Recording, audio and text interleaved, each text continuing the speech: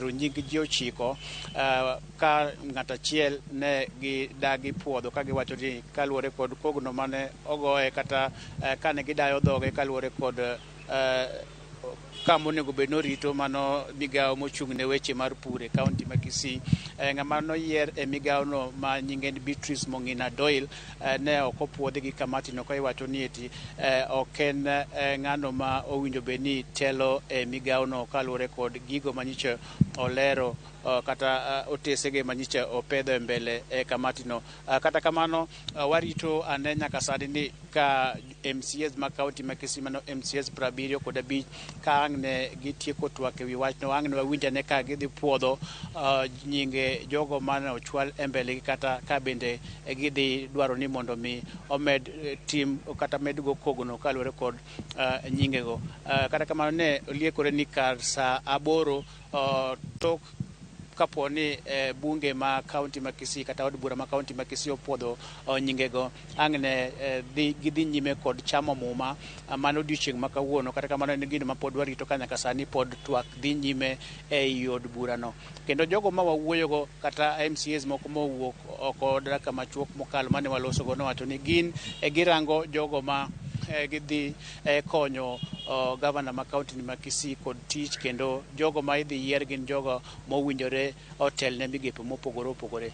Kar sa 9 kanyo to ka twak ang' oserumo, ang' ne wawinj ane ka wuok kuom speaker ma kaunti ma Kisii mano Philip Nyanumba ka achiel kod wabunge kata MCAs ma kaunti ni giwacho ang'o, ka bende ang' ne gipuodh nyinge 10 kata ang' ne gidagi kata ang' ne gikal mok gipuodho nyinge mochwal e mbele gi kod kamati mane goyo kogno nyinge 10. Kata kamano pod waketo itwa gino bang' ne timre e bunge ma kaunti ma Kisii, kendo ang' ne wanyisu ka gipuodho kata ka gipuodho nyinge mochwal e mbele bunge ma kaunti ma Kisii no.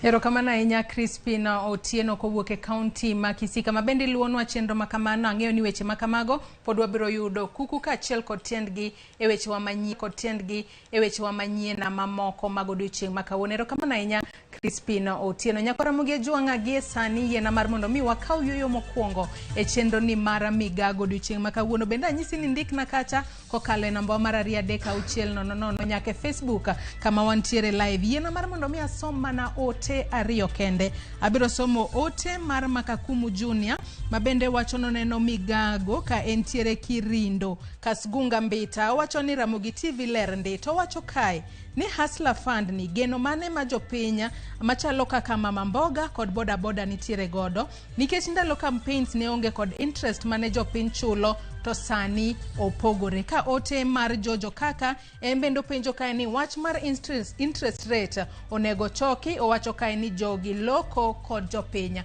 Med mana chwalo nwa ote mari, ote mabende wabro somo ka wadhi mbele ko chenro maro. Yiena mar mondo mi amodh pi matin gi sani, kik idhi mabor.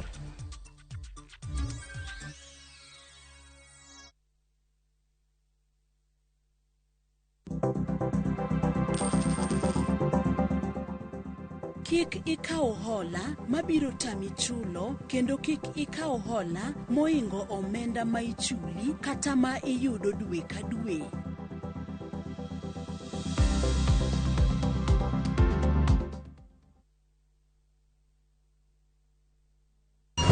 The Voice Africa Season 1 is finally here. Stand a chance of winning $100,000. Registration is now open.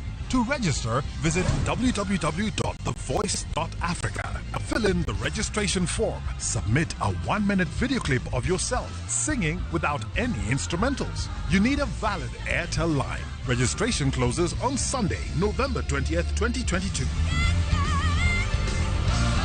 Music, your passion. Africa, your stage. Connected by Airtel, the most affordable network.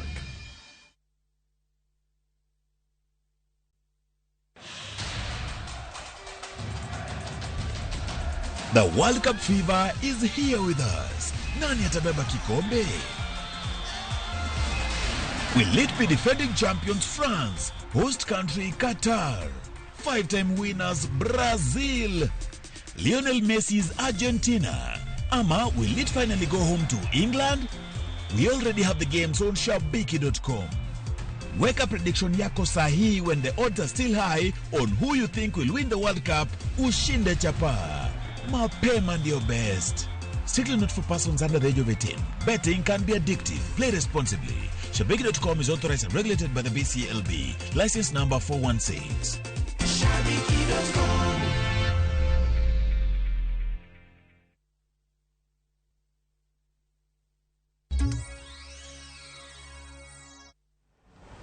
Machiegni kendo nyako Ramogi Ajuanga. Jokanyo mag kar kedo kod tuo mar kansa e Kenya obago romo mabiro chakore tarik 2 nyaka 4 dwe mar 2 higa manyien. Romo no biro konyo e choko paro mopogore opogore kuom oganda jo Kenya kaachiel kod jokanyo mag thieth ewi kaka ginyalo kedo kod tuo mar kansa e pacho kae. Kane giloso e boma ma Nairobi gikoni 2 kuom ji 3 makedo kod kansa wito ngimagi e pacho ka. Ka ji moheo milion 28 bende wito ngimagi higa ka higa. Gin gigeno ni kwan ni nyalo dok chien poni piny owacho oriwore kod riwruoge ma ok mag piny owacho e jiwo nonro e kuonde somo kod thieth, keto kuonde pim e ute thieth duto ma pacho kae, tiego lakteche kaachiel kod mamoko. In 2020, the country reported for 2,000 new cancer cases and 27,000 cancer-related deaths. The top 5 cancers are those of breast, cervix, prostate, esophagus, and non-Hodgkin's lymphoma. What can we do to ensure that we prevent cancer? First, what is it? What research do we need to have to let us know that these are the things we need to do to prevent cancer? So we have academia, we have universities with us. We need to also find out if the cancer is not prevented, how do we discover it early enough? That's where we are talking about screening. And screening is a key role of the county government with support of policy infrastructure from the Ministry of Health. We'll be talking more about this area, and of course it will be an area of conversation at the National Summit. Jopith rech e yor lony manyasani midendo ni fish cage e nam Lolwe okwayo piny owacho mondo okonygi kokalo e yor chudo bang' rech manyocha gipidho tho kendo kelo negi lal maduong'.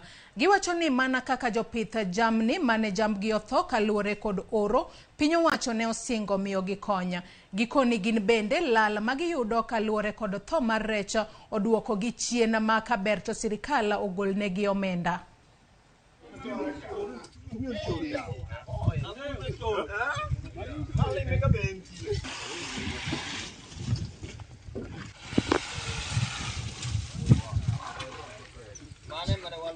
Disaster ni koro osebiro kendo osebiro Nyanza wakone koluwore gi weche mag nam. Wawinjo kendo waneno ka dhok tho kuonde moko e counties mamoko kaka Masaini, dhok ncho thoe kuonde ma chieng' nche rienye. Nche wawinjo ni sirikal nche chulo jogo kendo nche ginyiso jogo mondo kaw dhogi otere slots mondo obi ochulgi. Wambo dwa kwa sirikal ni rewa mosethogi gibi gikaw mondo giternwa kuma chielo mondo chieng' moro gichulwa chudo kaka gichulo joma moko. Wan jo Kenya kaka joka kendo wan jogo ombulu manchogo ombulu ne sirikal matiyo men sirikal maruto masani dhi mbele. En wach malit ahinya nyako Ramogi Ajuanga ka jopith mag rech e yor lony manyasani mano keja fish farming yudo lala maduong' ahinya kanyo. Ka bende wantiere kod geno ni sirikal biro winjo ywak margi kendo biro konyogi ahinya to sani mabende masira makamano ojukogi. Nyako Ramogi Ajuanga gikanye mochopo godo e giko chenro mar weche manyien mag Migago odiochieng' makawuono. Nyisi ni indikna ing'isa ni neno waka intiere kanye to bende ichwalnwa pachi kotudore kod weche manyien mabende wakelo. Ka bende Naftali Oko wacho ni eno kwayo sirikal ni pesa mar hasla no obed pesa ma inyalo ol to peyo ji onge ka jo group odeko mar chulo mago mana pacha joneno magwa mabende neno odiochieng' makawuono. Bende ote machielo mabende anyalo somo kae ote to thoth ahinya nyako Ramogi Ajuanga mak mana ni sa ema omayo e wawang'wa. Ka bende oking'isowa ni neno ka intiere kanye, bende iwacho ni goyo mos ahinya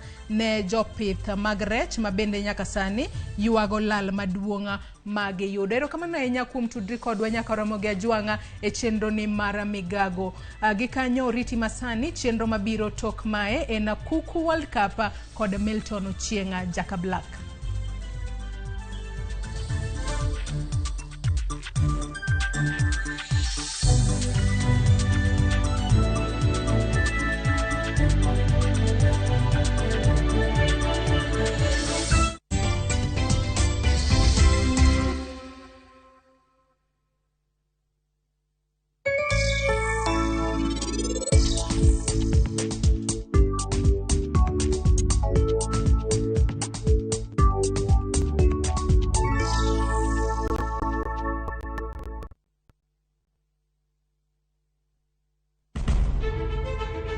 Penj laktar ok en ka chenro moro amora